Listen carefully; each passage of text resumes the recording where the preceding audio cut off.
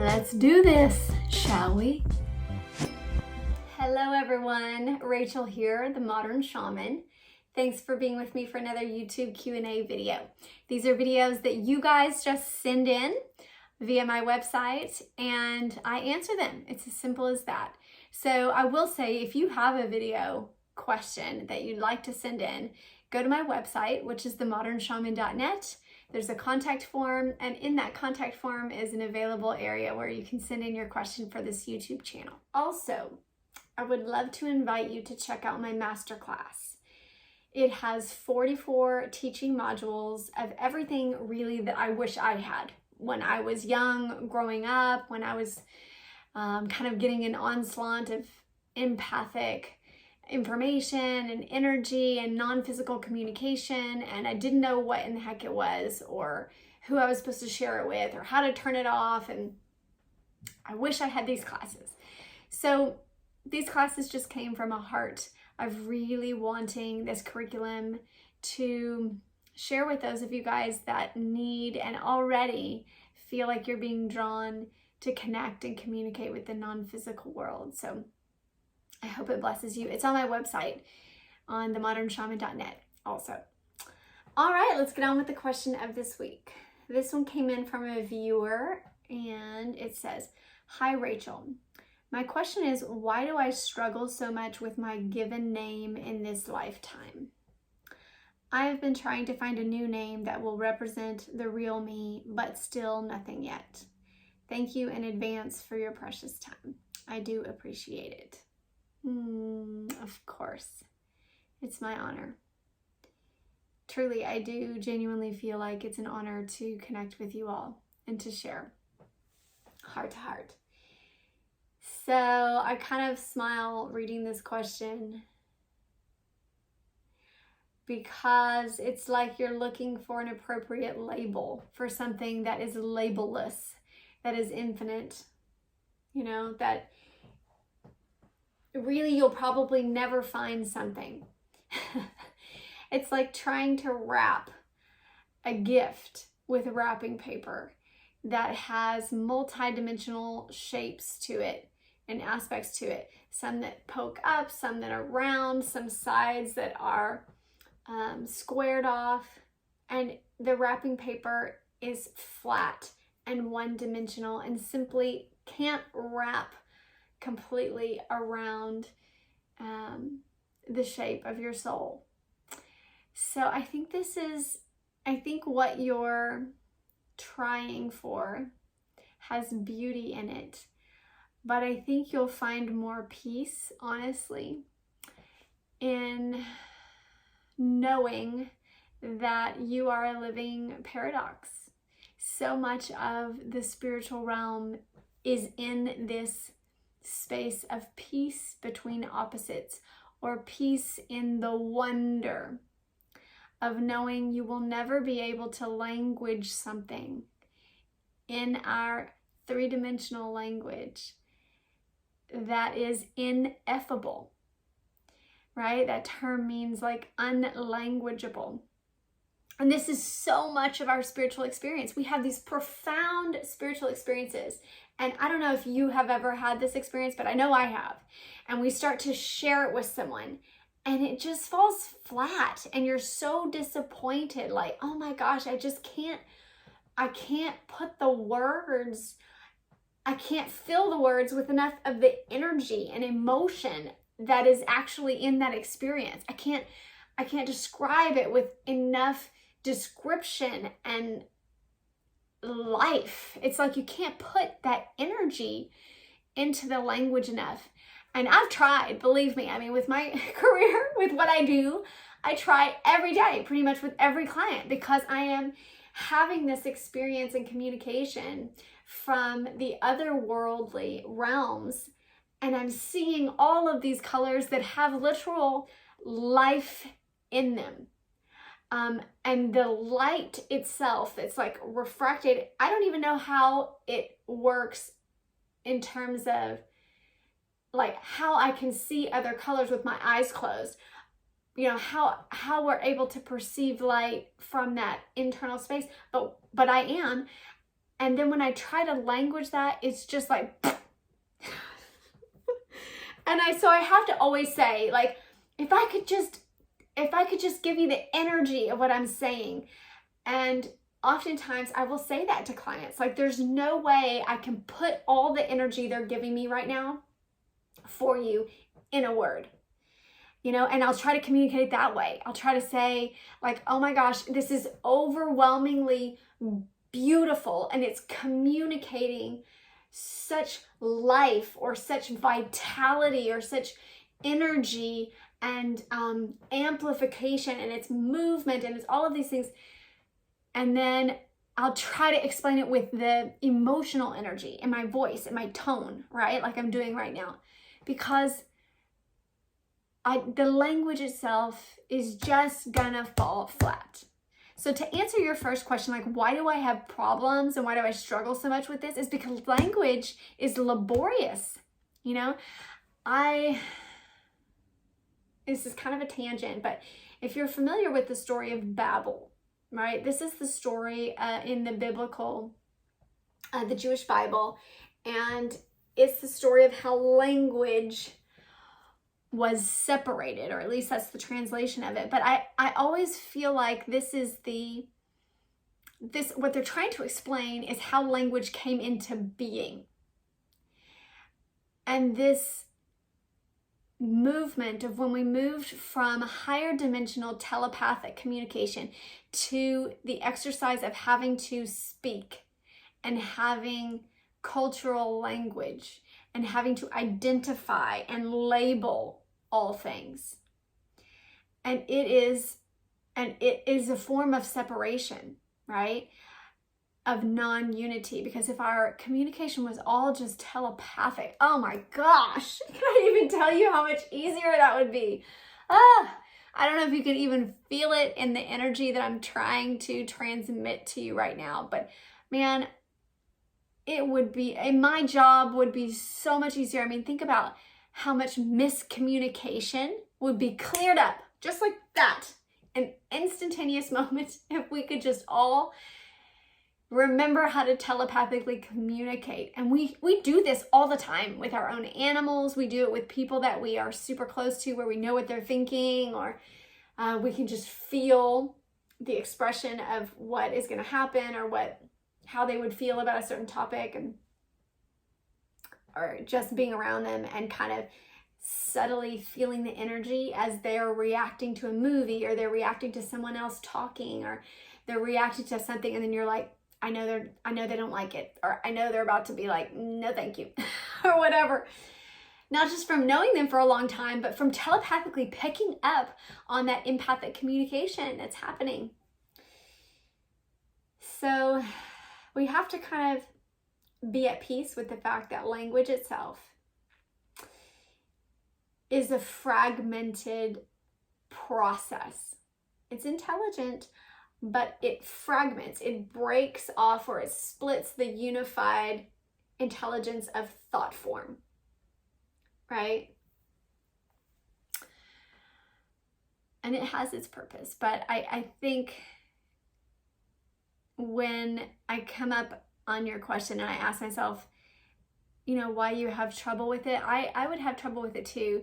And I even remember as a child liking other names more than my name. And even now, like, I don't really have any connection to my name.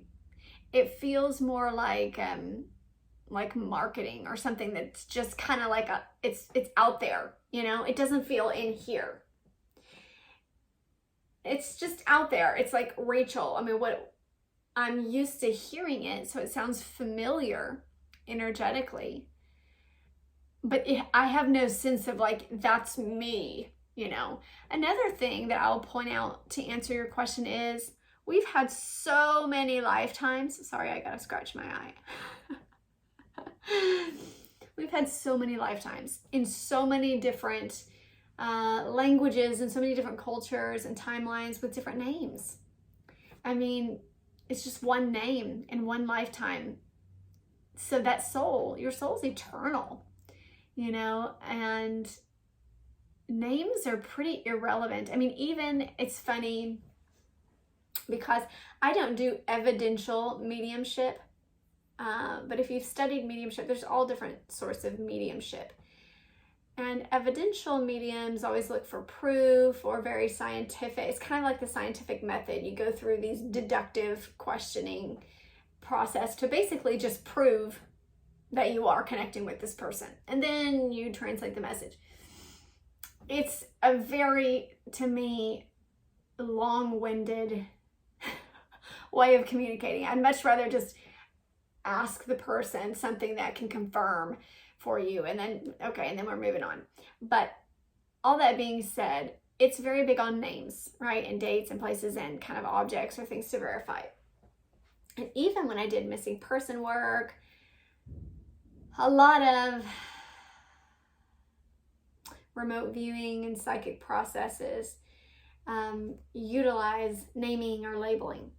But I don't like that method. And I noticed that when I say I don't like it, it's like my energy doesn't like it. It's like my energy is the opposite magnet. It like pushes away from that type of information. Like I'm the opposite from being drawn to it. I'm actually like repugnant of it. I push, like my energy pushes away from names, from titles. Even when people say, what's the name of my spirit guide? Names are so human. It's such a human thing. You know, I don't even know, because when you can identify who you're speaking with without a language, you can, like, it's kind of like if you were to see me, you would know it's me. I mean, you know what I look like, right? Even if you were to see my energy body, but you were getting used to seeing it, there's a signature of like what that feels like, what you sense when I, as a soul, come to you, right? And you would know, okay, well, that's what Rachel looks like. That's how she feels. That's the sensations I get. That's the overall energy signature that she has. And you don't need a name to recognize it. I mean, if I didn't say, I'm Rachel, you know, you would still see me and feel me and hear me and recognize through all your different sensory aspects that it's me. And I always feel that way with spirit. Like when I'm communicating with guides or spirits, I just like, name is the least thing I think of. It's so not really, unless that client wants to know it, I never think about like, I have to call out that name to identify them. Now that doesn't mean that there's not power in names, because language, kind of like a spell, or kind of like imbuing, putting energy into something, is a way that we specify or delineate or fractal off to create with precision, right? Like a mathematical equation. Numerology is the same. Numbers have mathematical precision. They create based on the layering of those numbers, right? The addition of this number plus this number equals something else. Equations like that. So words have the same ability. I'm not saying they're not powerful. I'm saying to identify, there's a million ways to identify, but they are useful in a technique for creation, right? But because we are fluid, we are eternal, our souls are always evolving, always growing. We are evolutionary energy in itself, God source energy, which is alive through creation. So we are always fractaling into other aspects of the self, or aspects of your personality, or growing and changing.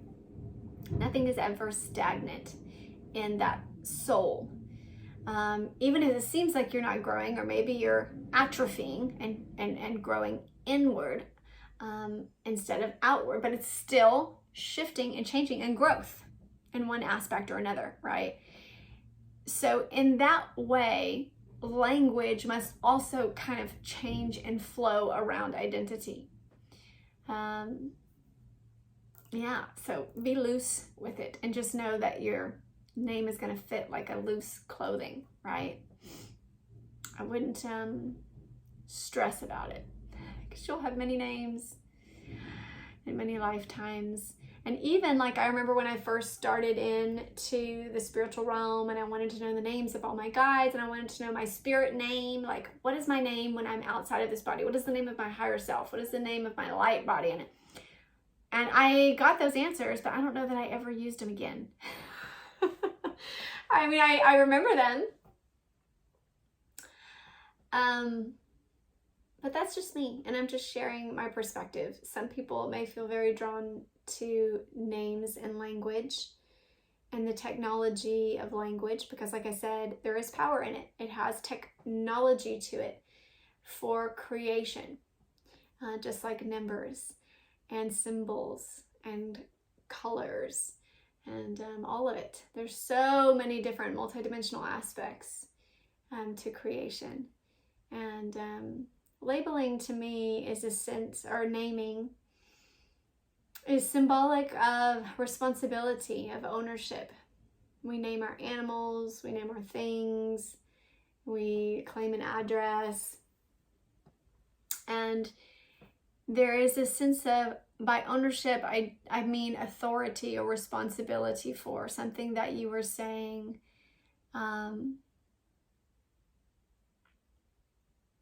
I will take care of this. And when I think of my name, I very much think of it, of this, the skin body, right? Not so much the soul, because the soul, like I said, is eternal and will have many names and many cultures and many spheres and many multidimensional expressions. Yes.